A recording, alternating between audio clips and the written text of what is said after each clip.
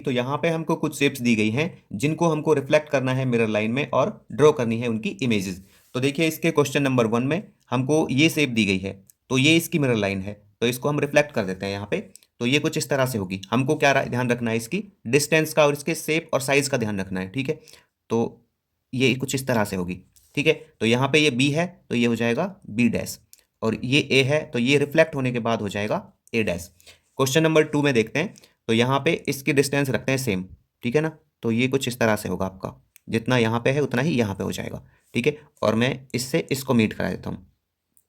तो ये हो जाएगा सी डैश, ये हो जाएगा बी डैश और ये हो जाएगा ए डैश। थर्ड में देखते हैं, क्वेश्चन नंबर थर्ड में।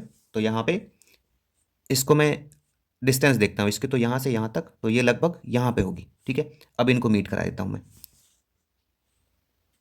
तो ये हो जाएगा ए डैश, ये सी डैश और ये हो जाएगा बी डैश, ठीक है। क्वेश्चन नंबर 4 में देखते हैं।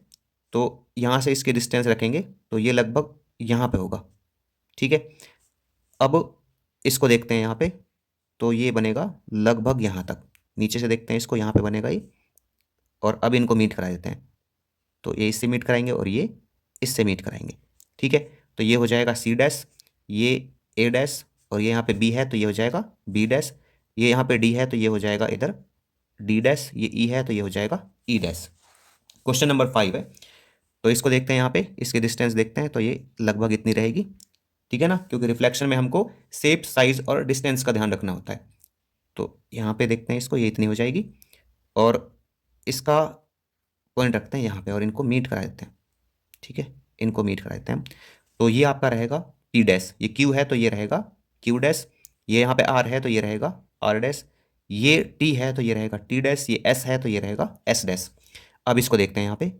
तो इसकी उतनी ही डिस्टेंस लेते हैं जितनी यहाँ पे है इधर की तरफ, इसकी भी यहीं पे लेते हैं और अब इनको मीट करा देते हैं, ठीक है। अब देखिए ये क्या है आपका के, तो ये हो जाएगा के डैश। ये एल है तो एल डैश। ये एन है तो एन डैश। ये एम है तो एम डैश।